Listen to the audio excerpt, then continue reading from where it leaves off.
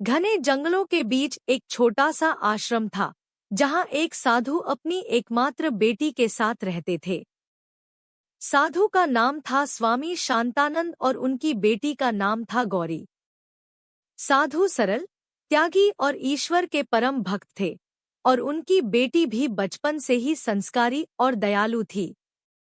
गौरी ने कभी शहर की चमकदमक नहीं देखी थी, लेकिन उसके मन में कभी कोई कमी का भाव नहीं आया। वह अपने पिता के साथ जंगल से लकड़ियां लाती, आश्रम की सफाई करती और जरूरतमंदों की सेवा में लगी रहती। एक दिन पास के राज्य का राजा शिकार करते करते उस जंगल में भटक गया।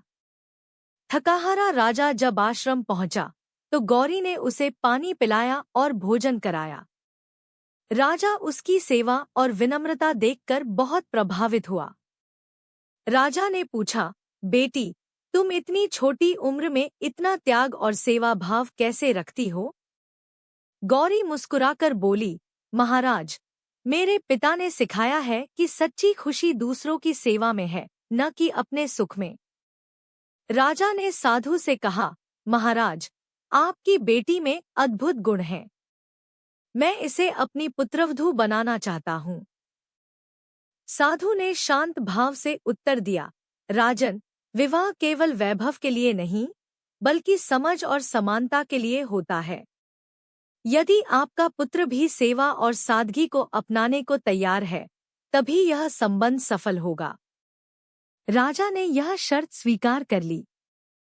कुछ समय बाद राजकुमार आश्रम में रहने आया। शुरुआत में उसे कठिनाई हुई, न महल का सुख, न सेवक, न आराम। लेकिन धीरे धीरे गौरी और साधु के जीवन को देखकर उसका मन बदल गया। उसने सादगी, सेवा और संतोष का असली अर्थ समझ लिया। एक दिन उसने गौरी से कहा, मैंने आज जाना कि सच्चा राज तो दिलों पर होता है, महलों पर नहीं। फिर दोनों का विवाह हुआ, लेकिन गौरी ने एक शर्त रखी, हम राजमहल में रहेंगे, पर सेवा और सादगी कभी नहीं छोड़ेंगे। राजकुमार ने यह बात स्वीकार की, और दोनों ने मिलकर राज्य को दया, न्याय और प्रेम से भर दिया। यह कहानी हमें सिखाती है कि सच्ची महानता धन या वैभव में नहीं, बल्कि संस्कार, सेवा और संतोष में होती है। सही शिक्षा और वातावरण इंसान का जीवन बदल सकता है। दोस्तों, आप लोग को ये कहानी पसंद आई है तो वीडियो को लाइक करें, और ऐसे ही वीडियो देखने के लिए चैनल को सब्सक्राइब करें। धन्यवाद।